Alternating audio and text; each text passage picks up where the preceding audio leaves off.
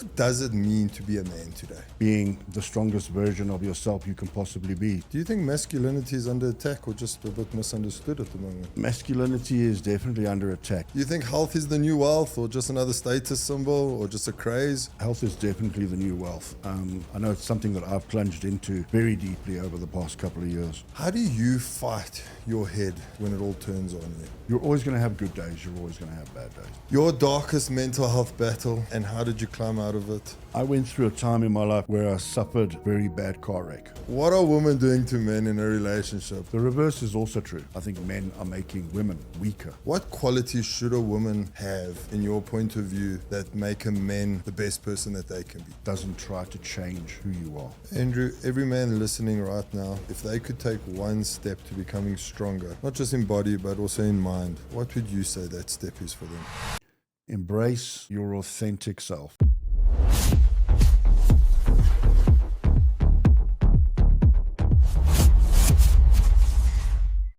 Hey everyone, and welcome back to the Endure Edge, South Africa's #1 health and wellness podcast. Thank you to everyone who comes back each and every week to listen, learn, and interact. It's really appreciated. Today's guest is a mental health advocate, an entrepreneur, and what I love the most, a disruptor. He has got the same vision and mission as the Endure Edge, and I couldn't think of a manlier man to put onto this podcast. Andrew, how are you? I'm good, man. Thank you. Good. Thank you for joining us. Thanks so much for having me on. Excited to be here. Yeah. I just wanted to get your point of view on the driving here to the studio. I thought to myself, let me ask Andrew, what the fuck is going on in this world at the moment? Yeah, we're in a big mess. We're in a completely big mess. I'm following US politics very hard. Obviously, I'm following everything that's going on in the world. South Africa's kind of falling by the wayside at the moment. If you ask me, I don't think it is important, but it's not as taxing as what's really going on in the world right now. And I think we're up for war. I think we're up for a couple of surprises as well. Things that we thought were going to happen or not going to happen, which are going to happen. I just think, we're in a mess at the moment. Yeah, people are getting assassinated in front of their kids. Yeah. Charlie Kirk, I think it's the chick from Ukraine whose throat was slit. We're in a spiritual war, man. I really believe we're in a spiritual war, and it's a war of good versus evil. Not so much the whole left versus the right or Democrats versus Republicans or anything like that. And those who are obviously receptive to it can pick up on it, that we're in a war, of good versus evil. And you know what? Actually, what's the craziest for me is South Africans who are actually celebrating Charlie Kirk's death, for example. Yeah, firstly, it's got nothing to do with us. Well, it does, but now you celebrate a man who was assassinated in front of his family. Like, that's just sick. There's something sick about that. Like, I don't care if he was a racist, if you didn't like the guy, no one deserves to be assassinated in front of their family. No, I think freedom of speech is definitely on its way out. I mean, look at what's happening in England. You so much as say anything against the government, you get locked up, you get thrown in jail. And I think they're going to start doing that in America pretty soon as well, which is really sad. Yeah, no, it is so sad. And I read an article where you said things in South Africa. I read an article this morning. Remember Lee Matthews, that Donovan Woodley who kidnapped her and then killed her and threw her in the fire? I see he's on for parole. Yeah. How do you give that a parole? Yeah. He's admitted to doing everything. I mean, I don't know.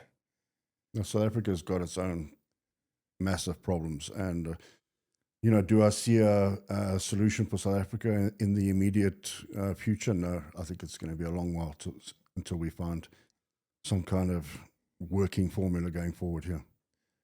What does it mean to be a man today? What does it mean to be a man? Wow. I think, being a man is being the strongest version of yourself you can possibly be, something you work on every single day. Being conscious of the things you need to work on to provide for your family, for your children, for your family's family. And I think it's also important to try and steer away from all the bullshit that's going on and just keep focus on the things that you need to do to provide for your family. Yes. And the reason I asked that question is because of all the violence. It doesn't mean you got to be violent to be a man. No, not at all. Not at all. But in saying that, I think that being a man means that through your kindness, your ability to provide and be the gentle individual you might have to be to your peers or your family, you also have to be that guy that can stand up and, you know, be ready for war. You know, it doesn't mean you should be weak. It doesn't mean you should be soft. Yeah. Do you think we're involved? We lost, or we're just evolving at the moment? I think spiritually, things are changing a lot in the spiritual. I won't say realm, but I'll just say things are changing for people spiritually. People are learning a lot about what's really going on in the world, and it's affecting us on multiple levels. And I think it's important that you know, people keep waking up to what is actually happening in the world, and always be open to the things that are happening, and possibly truths that they may not want to actually understand or want to accept. Yeah. And I think there's a lot of confusion when it comes to when you actually become a man. Like, there's no rite of passage for a boy anymore, as in the olden days. Like, we've lost that whole rite of passage. If it was the army, if, you know, if it's an endurance event, whatever, then you become a man. Do you think we should go back to those days where there's a rite of passage? Like, do boys actually know when they become men? When do they take responsibility? When they finish school, when they finish university? You know, I've got a son that's 16 years old, and I keep saying to him, be hard, don't stop being so soft. But when does he take that responsibility? I think we're definitely suffering a youth that has grown up and become a lot softer than, say, our predecessors or the likes of the guys that we grew up with. I mean, I'm 49 now, and I managed to just not attend the army when I came out of school. But still, I was brought up with a firm hand. I was brought up with strict principles. I was brought up with strict beliefs, and I was told, you know, that I had to go into the world and I had to create a life for myself and my future family. Is that really something that's being taught to the younger guys these days? Are they being, you know, brought aware of the hardships that they'll face? You know, are these conversations being had with the fathers? Are these conversations being had with the parents about the hardships that they'll face, the you know, the potential things that they might have to do in life to be able to provide for families, to provide for their people, etc. I don't think they are. I think everything is so soft at the moment, and the kids are just sort of told, you know, they'll figure it out as they go. And I think kids are being brought up way too soft at the moment, and it's definitely showing in their adult years. Yeah. Whose fault do you think that is? Parents. Do you think it's the parents that are mollycoddling their kids? Yeah, parents and upbringing, definitely. And schools. I mean, teachers and communities. You know, everything's gotten softer, and it's that overall influence that's having a negative and softer influence on the men of today or the boys of today. Yeah, it's almost like we're not building leaders anymore. We're building followers. We want them just to follow. Definitely. Plus, entitlement is rife. Yeah. Everyone's entitled to the opinion, or an uneducated opinion, or an untrained opinion. Everyone's entitled to everything and anything without having to earn anything these days, you know. Do you think masculinity is under attack or just a bit misunderstood at the moment? Masculinity is definitely under attack and misunderstood, if you ask me. Can you explain a bit? I think why you say both. Yeah, I think that look, I mean, when you look at the far left principles that are happening in America, I mean, a man that stands up for himself is immediately deemed as toxic, or, you know, masculinity becomes toxic when suddenly you set boundaries and you don't have limits for how someone is treating you. So I think masculinity overall is definitely under threat. If you're too masculine, you're considered extreme and right wing and all that. But I mean, I don't get it. I just really think that I just think masculinity is really, really under attack. So, okay, let's talk a bit about masculinity and the image that goes with it. I believe in fitness. I believe your mind will follow your body. If you look good and stuff, your mind will be good. I really believe in that. What is your take on muscles, fitness, looking good? Yeah, a lot of people see it as an overextension of ego, or someone trying to compensate for something. But I mean, I've been training 33 years. When I first started training, the main reason I started training was because I was skinny. I was about 65 kilos, 66 kilos. Wow. I was tiny. I mean, if I picked up my arms, you could see my ribs through my chest. I want a photo. No. And so I started training because I wanted to get a bit bigger. I was obviously at that stage of my life where I was trying to impress chicks. And I put on a bit of weight, and obviously the more I got into bodybuilding and training, the more I realized how much it was having such a positive effect on my mindset. And the more positive that effect got, the more hungry I got for training and the more passionate I got about training. And then I'd go through seasons where I wouldn't train for a couple of months, and then I'd realize just how negative that impacted my mental health. So 33 years down the line, at the age of 49, I can say the training for me these days, yes, it's about maintaining weight and about looking good, but the main reason is actually for my mental health. For your mind. Yeah, because I mean, if I don't train for a week, I can definitely feel the massive negative impacts that I have from not releasing stress and not training. Do you think men are judged by their body or by their mind? I think people in general are very stereotypical, and they tend to judge you according to what they see at Your face appearance. value. Yeah. But if you spend enough time with people, you can really change perspective or change opinions. Insecurities. Do you think guys with muscles are hiding behind their muscles? A lot of guys are. A lot of guys are hiding behind it. A lot of guys are compensating for things that they don't have mentally, that they're unavailable to give to the world from a mindset point of view or a mental perspective. And a lot of guys are overcompensating. So what would you say to those guys that are doing that? Like, go get help, go see someone, go talk about your problems. Because that's also not healthy. You might look healthy, but I mean, like you said, no, if your mind's not healthy, you're screwed. No matter how you look. Well, there's a few ways of looking at it, okay? Some of the guys that are really overcompensating and have a lot of mental issues and throw their lives into the gym, they could be harming themselves because they're not doing it for health reasons. They're not doing it for mental health reasons. They're doing it purely just for ego and for, physique and look. And what's their health like at the end of the day? I mean, like, are they on gear? Are they not on gear? What are they doing? Are they overdoing it? Are they doing too much? Yeah. I mean, there's a lot of bodybuilders that have suffered a lot of health issues because of that simple fact.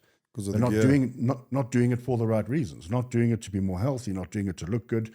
Yes, they are doing it to look good, but in a sort of negative way. Yeah, and I know a few of those bodybuilders actually, funny enough. And now they don't even look like bodybuilders anymore.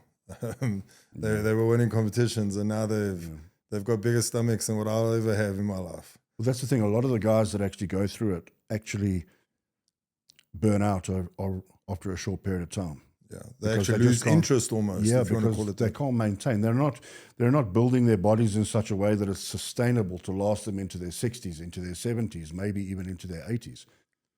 So they're going, like a car that goes too fast off the start and hits the nitros. Yeah. Okay, it burns out within 100 meters, but then you've got the guy that comes along and waits and waits and waits, and he ends up going the distance. It's the same in bodybuilding.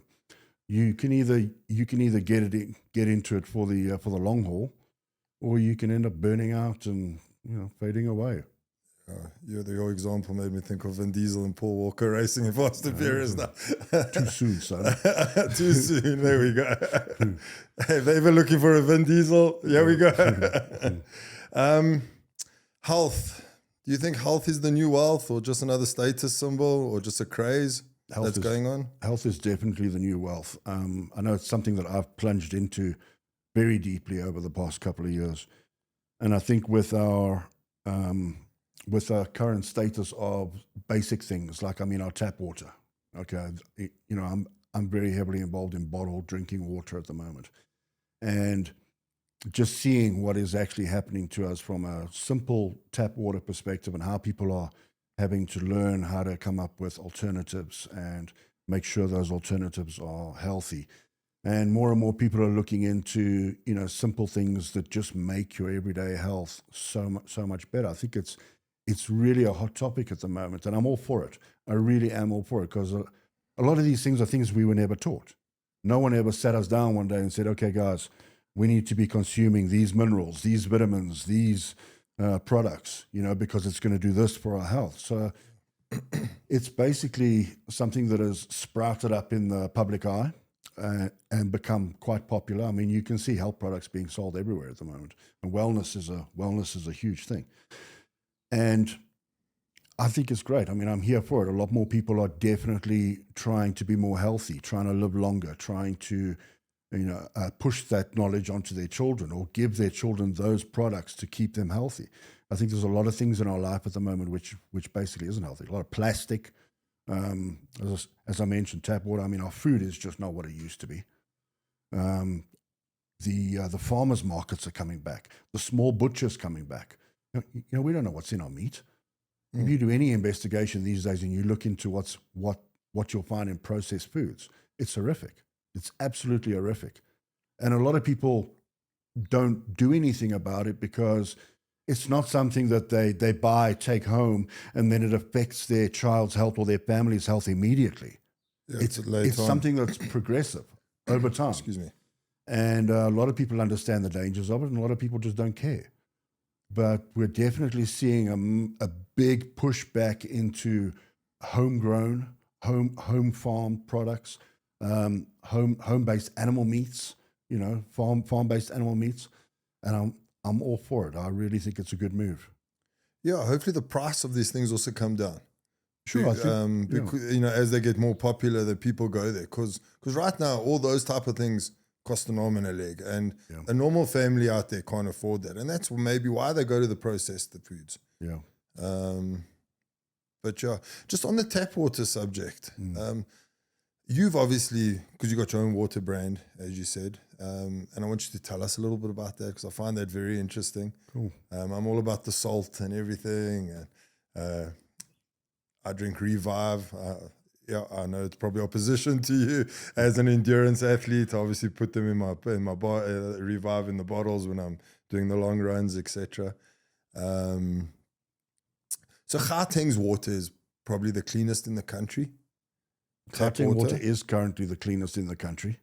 With that said, it's still not clean at all. Okay, so it's still filthy. Yeah. Obviously chemicals to clean it. Correct. Is coming out of the water. And tell me, I don't know what I'm talking about here. This is me making assumptions. So there's chemicals that are bad for you. Yeah. Well, let me break it down. Please. So basically, you only have to look at the current state of our infrastructure, electricity, for instance, to understand that it's very easy to see how the rest of our areas of infrastructure could be affected. Now, what used to happen was, when water comes into, is sent to the reservoirs in your local areas, they would use chloride or chlorine to obviously kill any bacteria, any contaminants, which basically is inside the water. Now, the problem with that is that the chlorine might be killing certain E. coli's and things like that, and bacteria, but the thing your government's not telling you at the moment is the levels of radioactive uranium that's in our water. Wow. Okay? No one's even talking about that. Hormones, exogenous hormones, male and female hormones. Okay, water from guys that are taking exogenous hormones, and also, sorry, let me just say that again. Okay, so we're talking about radioactive uranium, okay, which is a massive problem in our water at the moment. Trace elements of it that cause cancer. And then we've got exogenous hormones, female and male hormones. Men that are taking exogenous amounts of testosterone and women that are taking the pill, okay? Most of which is flushed back down into our water, and that's going back into our tap water. It eventually works its way back into the system. Then you've got all kinds of other contaminants, okay, which are in our water. So what's happening is the chlorine's good for picking up things like fecal matter that get back into the water and things like that. But it's not good at cleaning radioactive uranium and taking out hormones in the water. And then you don't even need to see, I mean, you've probably seen it a million times when you see these cross sections through our service lines, Yes. which are coming to our houses. Let's say you've got a water pipe that's this big. 70% of it is all blocked with stuff. I mean, who even knows what that is? So what's the point of cleaning it at the source at which it's delivered? And by the time it gets to your house, it's gone through kilometers and kilometers of piping, which is blocked full of sewage, litter, fecal matter, you name it. Yeah. Okay. And you only have to drive through a local neighborhood. I mean, I drove through Boskrane the other day, and the manhole was literally just piling over and it was running into the river. So, and then that water is getting back into our system, into our drinking system. So the main thing these days is you need to make sure that you're getting a good filtered water. And when I say filtered water, it needs to be a high technology based reverse osmosis system, for which you get absolutely pure water from. But then there's a problem with reverse osmosis water. You lose the minerals. You lose everything. Not only does it take out the bad stuff, but it takes out the good stuff. Now, if I send you to the pharmacist with a script and he gives you a tablet and the tablet has no active ingredient in it, is that tablet going to work for you? No, it's not. No.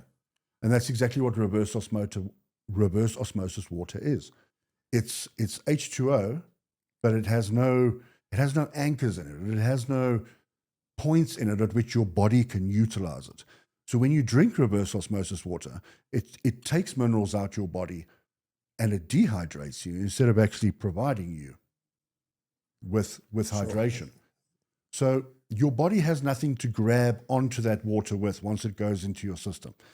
So if you've got a couple of surplus minerals lying around in your body, what's going to happen is those minerals are going to bind to the water, and then your body's going to utilize that specific amount of water. The rest of the water that you're consuming is literally filtering through your kidneys and you're excreting it. So that's why it's so important that you're putting minerals in your water. So, okay, anti-tap water. Do I just go to any water shop? Like you said, it's got to be a specific reverse osmosis. How do I know I'm going to the right water shop to go buy water now? Go to a shop that markets itself as a remineralizing supplier. In other words, a shop that not only filters water, but remineralizes the water once it's filtered the water. Okay. Salt, electrolytes. Salt, electrolytes are basically a posh, fancy Santon word for minerals. Okay. Yeah. It's marketing. It's your magnesiums, it's your vitamin Bs. Correct. Okay. And then you get some guys that throw little flavors in there to make it taste better. Yes. And even people throwing sugars in there as well, which I'm not really a fan of myself. But electrolytes are basically minerals. Okay. Your product? Yeah. So what I did was I created a mineral concentrate, which basically takes reverse osmosis water, and it allows you to create the environment of water that we had centuries ago, straight out the mountain. Okay. So do I just drop some in the water that I'm purchasing? You literally just drop it in the water, shake it around a bit, and all those minerals, the sodium, the magnesium, the potassium, everything gets back into the water. And then when you consume it, it's absorbed straight into the system without it actually stripping your body of any minerals. So if I've got your product, I don't have to worry about where I'm buying my water from, basically. you do from a technological point of view. You want to make sure that the system that the company is using Okay. is of such technology that it does actually pull everything out of the water. But if you can literally get yourself a couple of bottles of pure reverse osmosis water, then it's high time to add the minerals before you Your drink. product's name? It's called Pure Rebellion. Where do we find it? People can contact me straight. Instagram, DM. Instagram, yeah, Instagram DM's good. Perfect. You guys can get all of us on Endure Edge. We'll connect you as well. I've got a couple of videos on my personal page as well where guys can see exactly what happens with purified water and mineral water. Okay. A bottle of Volpre, just for interest sake, is that a good water? Yeah, or Bonaqua. I don't know if I'm saying it correctly. So a lot of them are, some of them are spring waters and some of them are prepared waters. Now, prepared water basically means it's been cleaned and filtered.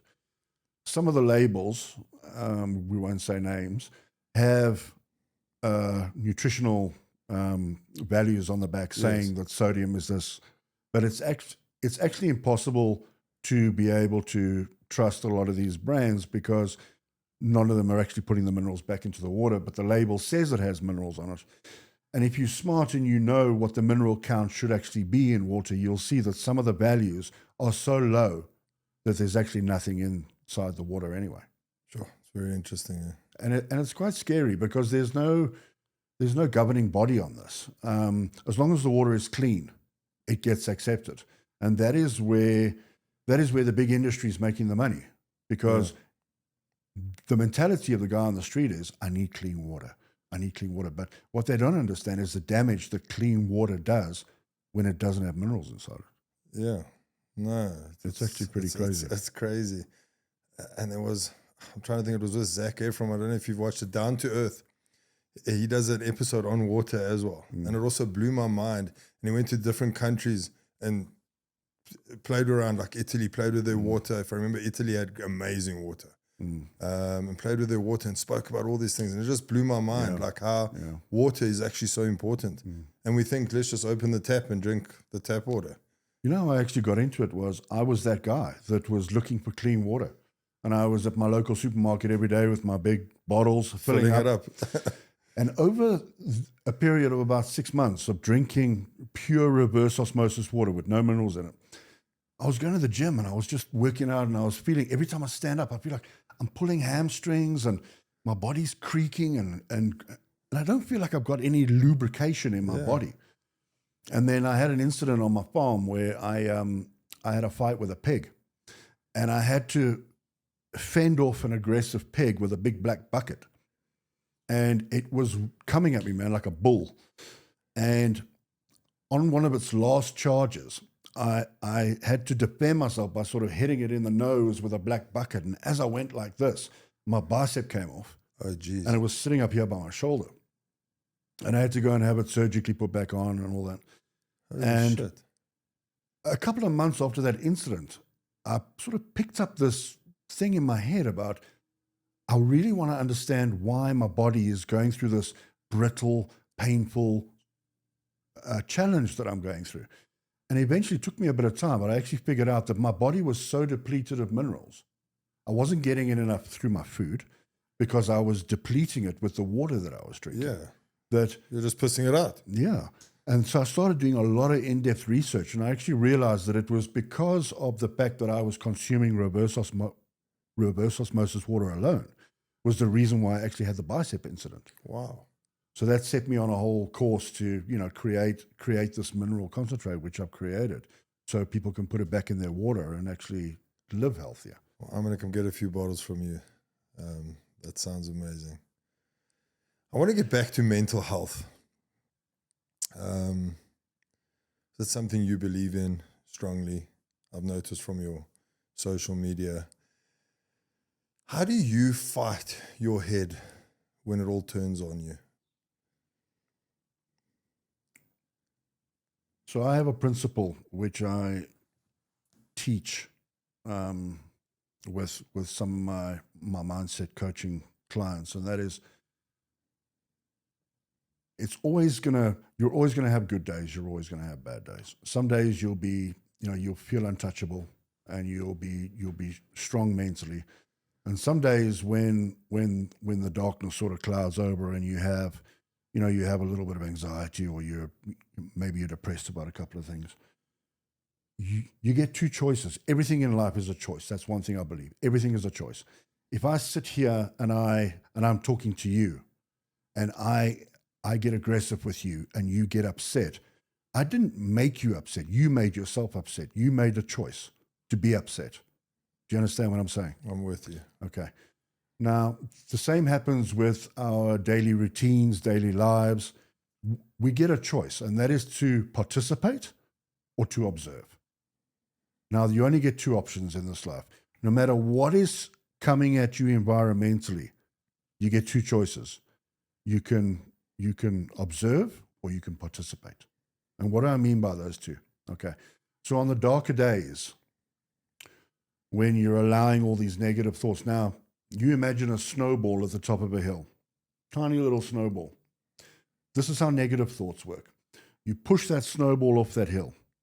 By the time it gets to the bottom of the hill, what's going to happen? You're going to end up with a snowman or a house-sized snowball. Yeah. Okay. And how much you decide to run with the momentum of those negative thoughts is how big the outcome of the problem is going to be by the end of the day. So again, participate or observe. On the bad days, choose to observe. Step away from what's going on in your head. See yourself as head and body. Step away from it and choose to rather observe than to participate. When the days are good and the love is coming in, the gratitude's coming in, and you're with good people, soak it in. Be the sponge. Be that guy that's participating in that ambiance and that love that's being surrounded, But on the bad days, choose to observe. Know that it will pass. It's like a storm. It'll pass. And that's the best advice I've got for guys that are struggling with one day on, one day off, one day on, one day off. Observe, participate. Do you think that takes a lot of practice to get to that stage? It does. Like consistency and reminding yourself, and even then I find with myself, like you almost forget the practice of that. Even a taxi driver that pisses you off, and that can throw your whole day or morning. But like you said, no, you've chosen to participate in that. You're not going to change it. That's what they do. That's how they drive. No, not just one of them, all of them. Now you want to road rage the dude. Yeah. And that stuffs up your whole morning. But if you're not practicing and reminding yourself, you forget. You almost become complacent. It takes a hell of a lot of consciousness and self-awareness to be able to be in a position to quickly remove yourself from a situation without having to react. So you get respond and you get react. React is basically just the things we did as kids, where we were at kids' parties and some kid pushes you and you start screaming and shouting. That has been conditioned into us even into adulthood. Yeah. But through adulthood, we get the option to sit back and go, okay, do I want to react or do I want to respond to the situation? And that's also how you set up boundaries. I mean, when you're in environments that you don't feel are, good for you, are you reacting, which is just an emotional outburst all the time to things that are being thrown at you? Or do you choose just to respond in silence? Or do you choose to respond with nothing, or do you choose to respond calmly to sort of diffuse a situation? You're always given a choice. And the choices are, react or respond. So responding in silence, what's your take on that? Because eventually if you just respond in silence, do you not feel that it will just blow up eventually? I think it depends on the situation. If we're talking about a relationship, an in-depth, intimate relationship, I think that there are ways to diffuse an initial situation by responding in a calm manner, and then possibly addressing a situation a little bit later when things are sort of calmer. But obviously when the energies are high in situations and you're constantly reacting, all you're doing is throwing fuel on the fire. Yeah.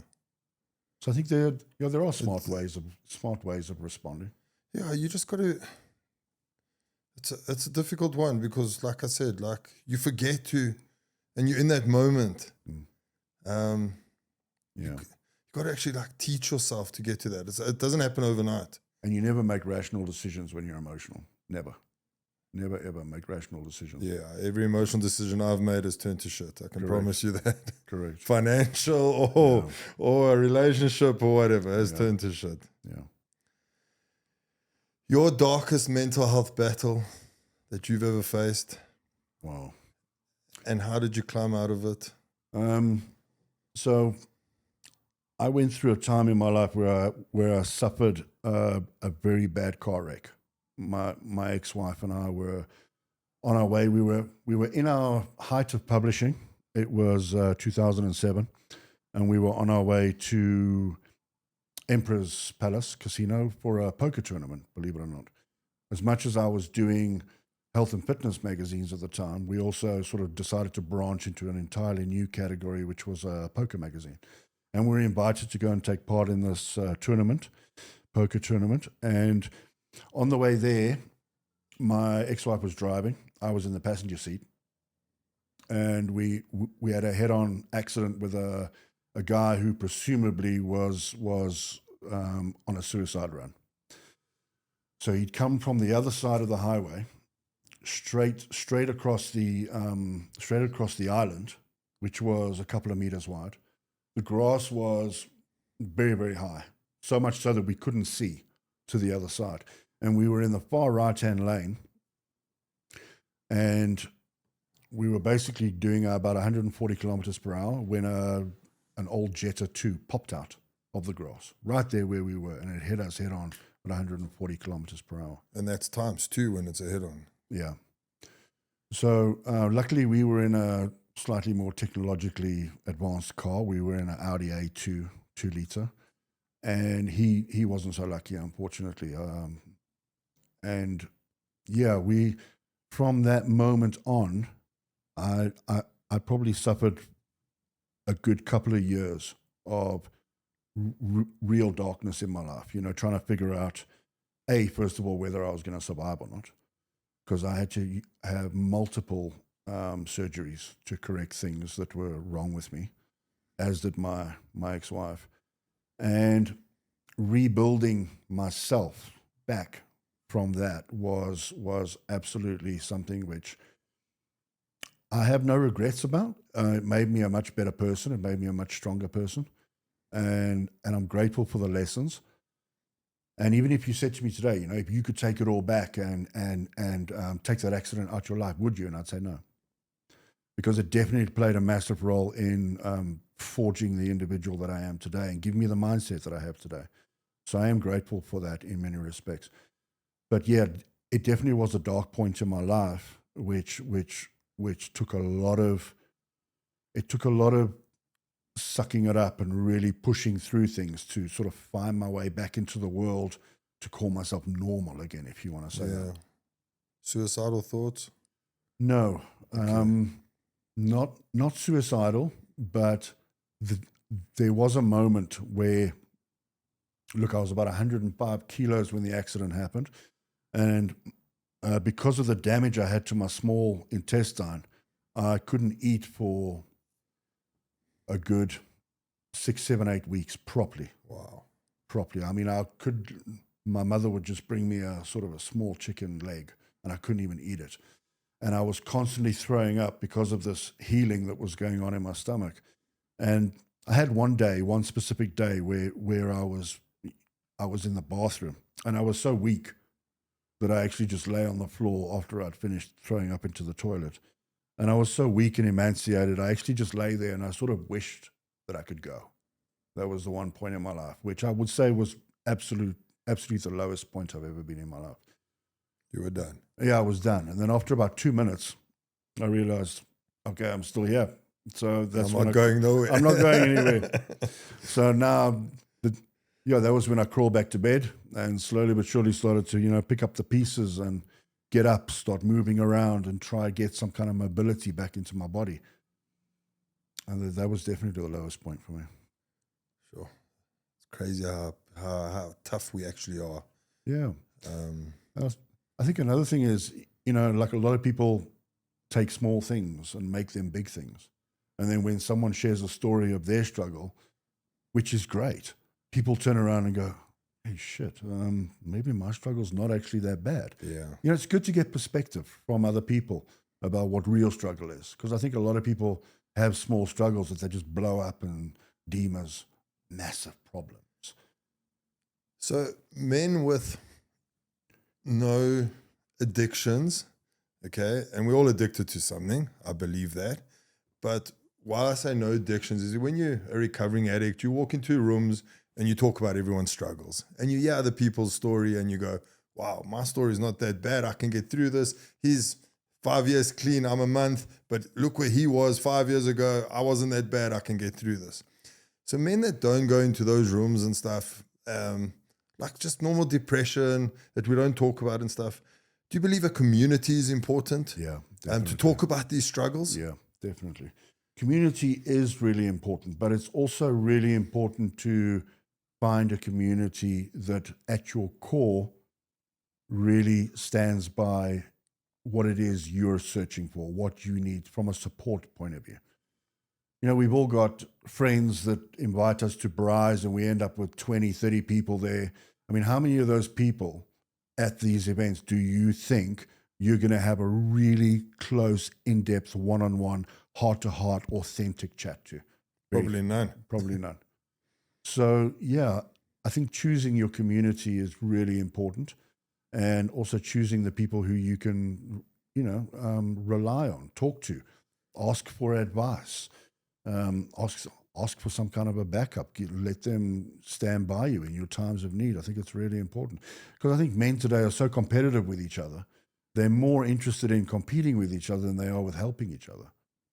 And nothing irritates me more than, these communities of guys that just hang out to each other just to show the power struggle of You actually want to see who's got this and who's got that, and who's pushing this car and who's got this house, and it's all fucking bullshit, man. If you ask me, at the end of the day, yeah, you almost want to see your friend fail. Your so-called friend. 100%.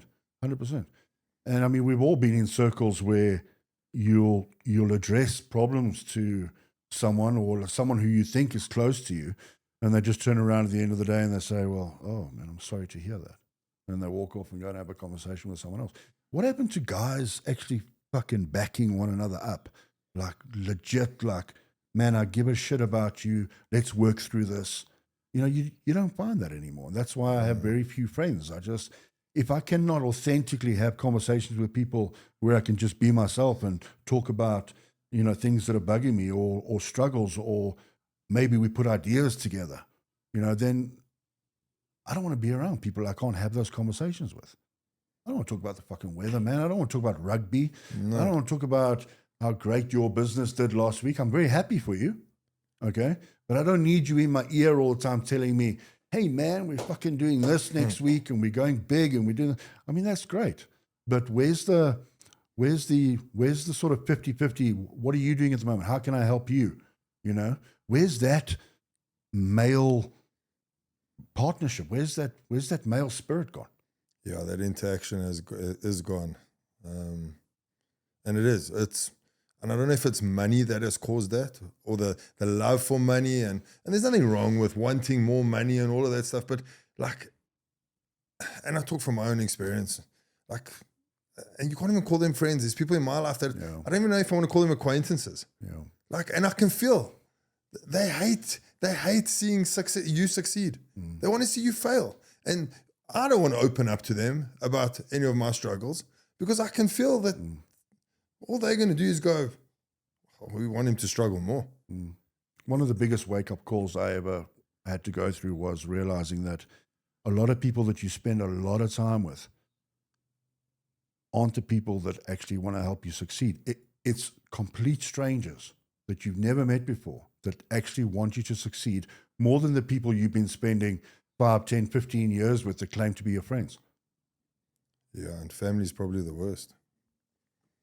Family's probably the worst. That's a rabbit hole. So we've got a mutual friend, and I'll never forget, and I don't know if it's still going, a couple of years ago, I was at his house and we were sitting chatting, and he's like, and I never ever joined the group, but he's like, check this WhatsApp group. My friend Andrew's got this WhatsApp group for men.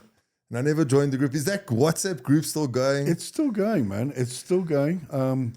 I've also got the group on Facebook called The Relentless Mindset. No, sorry, The Relentless Man.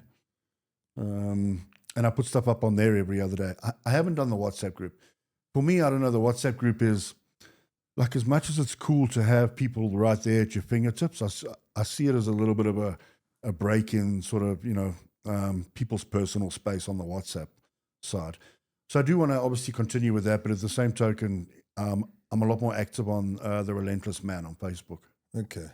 I must go have a look at it. Yeah. So I'll never forget that afternoon sitting with Craig, and he's like, check this group. And he's like, you must join it. We were obviously talking deep things at that. He's always been a great supporter of mine, Craig. Yeah. Relationships. Wow. Okay. Let's get into a little bit of that. Are women making men stronger or weaker? I'm going to be as raw as I can with that question. What are women doing to men in a relationship? Because I see it with my friends. The reverse is also true, though. I think men are making women weaker in relationships. I think there's a war of the man versus the woman in relationships. And again, I think it all comes down to your principal values of how you were brought up and how much you allow society to influence you from a materialistic point of view. I think it's very hard to find relationships these days that are really built on the foundation of, loyalty, love, trust, things like that. I think there's a lot of women out there that are just chasing security at the moment. And I mean, so be it. I mean, most of the guys are aware of it anyway, and yet they'll still choose to be with women that are gold diggers per se. But I think there's a lot of breaking down in relationships at the moment. For instance, when men are not stepping up to the bar, you get women that have to take on a slightly more masculine approach in a relationship. Maybe she's making the money. Maybe she's putting the food on the table. Maybe it's a temporary thing, and that's cool because the one should be supporting the other. But I think there's, with life being a little bit more complicated of late, I think that there's definitely shifts in the dynamic in relationships, which is not great, but I think it's a survival. I think it's a survival instinct. But even if the woman was the one that is the breadwinner, let's call it that, at that point in time, should she not still be holding the man accountable? Yeah, I think... Because there's no reason for him to, let's call it, go soft because she's now the breadwinner. He still needs to be the man in the relationship. You're talking about purely financially? Well, financially, being there for your family, fighting for your children every single day, even if she's making more money than you, okay, like you can still be the man of that house. I have no issue with a woman that is very career driven and very ambitious and wants to make a lot of money and a lot of wealth. And if she's happy to be with a partner that is below her on the financial side of things, but yet runs things from a more masculine perspective in the household, and takes care of the jobs that need to be done, then I think it's a working dynamic. But I think that when a woman is in her masculine form for so long, being in, let's say, a corporate environment where she constantly has to step up and she's having to voice her opinions against men, is she now taking that approach home to the husband, where she feels like her opinion always has to kind of dominate the man's opinion? Because if that's the case, and she's dealing with a really strong masculine male at home, that's a relationship that won't work. Yeah, they're going to clash heads. So unless he submits and becomes my wife is the boss of everything, that kind of guy, the soy boy at home, if that's what he wants to be, then, I mean, so be it. I mean, there's so many different ways in which a relationship dynamic can work. Do you think a man's success is tied to the woman he's around? Definitely. I agree. I think a woman can either make you or break you. I agree. 100%. If you're not supported, you'll never perform at your peak. You'll never be the best version of yourself you can be if you don't have the support from your female partner. I also feel that women are comforting men more than actually holding them accountable in relationships. I do agree with you. And that's what, and maybe that's where the softness of the men in this world, or let's call it South Africa where we live, is coming from. What is your take on vulnerability, actually, on that note? On a man being vulnerable? To his woman. Well, or in general, with life. So in a full view. I think it all comes back to authenticity of individual. Okay. Meaning, if you're in an environment where you can speak openly, be authentic, and you can be vulnerable to, people who you have respect for, you're not going to walk into a new room or a new environment and just be vulnerable. Let's be honest. But when you're around people that you consider family and friends, vulnerability, I don't see anything wrong with it. I mean, if it's something that, people can help, if it's a problem that needs sharing or it's a problem that needs sorting out and you're in a group of individuals that can help you, I've got no issue with vulnerability. But being vulnerable in a public space or in a corporate environment is pretty much like, taking a knife, drawing blood and waiting for the sharks to arrive. Have you ever had to change your ways to please a woman, to what you believe in? I think that, look, I've been in a relationship now for 12 years and it's constantly evolving and it's constantly changing. And we're also constantly changing to suit each other's needs. Some things have boundaries, some things don't really have boundaries. I mean, there are certain core principles that you never sacrifice at the end of the day as a man in a relationship. And what those core principles are will depend on you as an individual.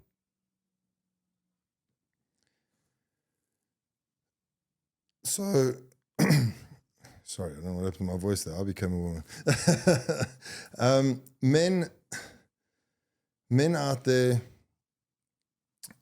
are obviously seeking the perfect woman. What qualities should a woman have, in your point of view, that make men the best person that they can be? I think it's important that a woman, first of all, doesn't try to change who you are, which is not the case in a lot of relationships at the moment. I think that also from the man's side, you find men that meet really good-looking women, okay, tend to get into relationships with them and then slowly but surely begin to mold them into something that they're not.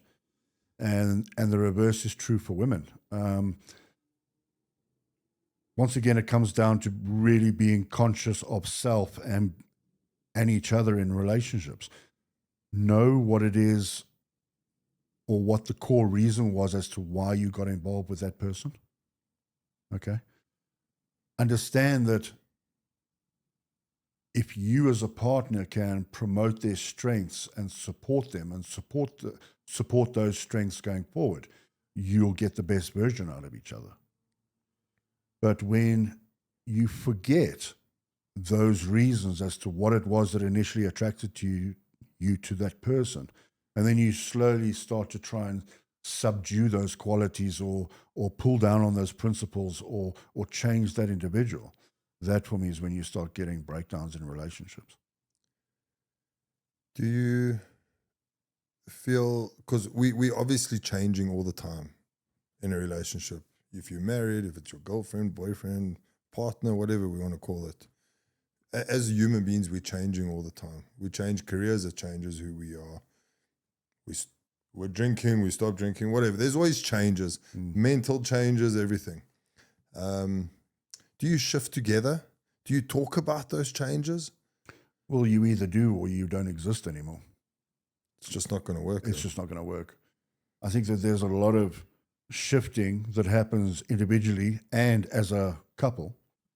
And if you're not sharing those constant shifts or you're not talking about them and you you sort of branch off one way and your partner branches off the other way. Eventually, you look at each other and go, okay, well, great, we're not really compatible anymore. So then you end up with a breakup or going different directions.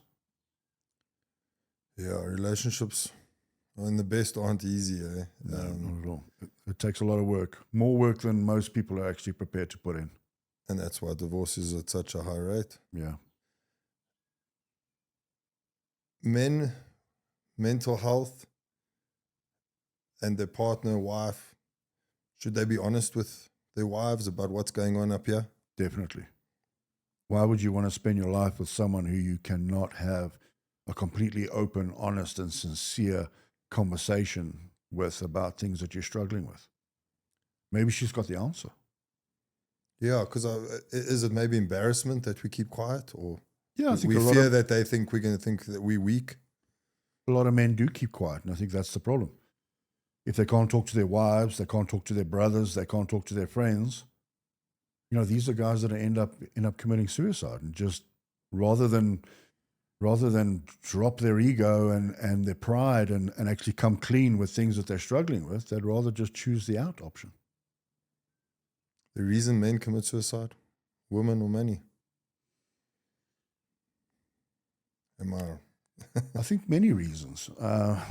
Yeah, look, being in the wrong relationship and not being open and honest with yourself about your relationship and possibly terminating that relationship for your own mental health's sake, that's one.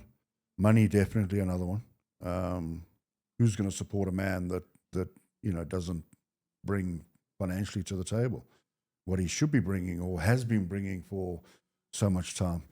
And I think that's a major problem. Andrew, every man listening right now, if they could take one step to becoming stronger, not just in body, but also in mind, what would you say that step is for them? Embrace your authentic self.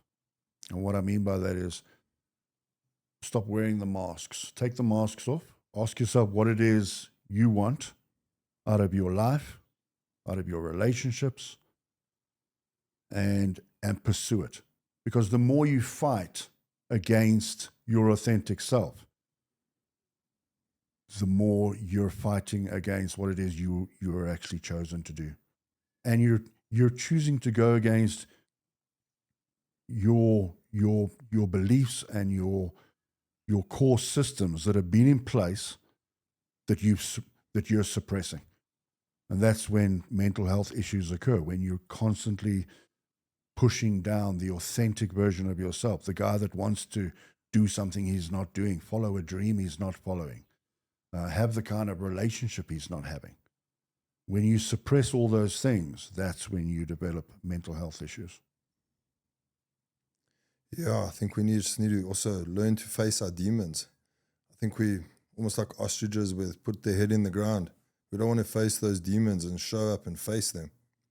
Look, as men, I mean, we are gifted with this thing in life where hardships and things that are sent to test us are not here to punish us. They're here to teach us.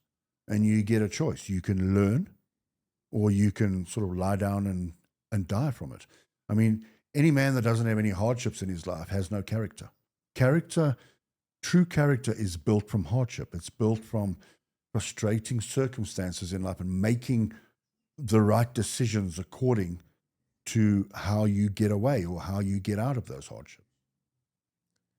Yeah, in my life, I've learned to embrace those hardships, but it took me a while to get there. I had to make a lot of fuck ups before I've learned to embrace those hardships. But I do see a lot of men and friends who just give up when things get tough. Yeah. And they, also, and another, they also go drown it then in alcohol and drugs. The expression, as I'm sure you've heard, is don't wish for an easy life. Wish for a hard life with the strength to endure it. Say that again so everyone can hear that. I love that so much. Don't wish for an easy life. Wish for a hard life, but with the strength to endure it. And I'm going to end this podcast with that. Andrew, thank you. Thanks for having me on. I appreciate it. That was awesome. And I think our listeners will take a lot from this. Thanks very much. Thank you so much. And you've always got a space on this podcast, no matter for what it is. You're always welcome. Thank you for joining us today. Thank you. It's been great to be here. Thank you guys for listening.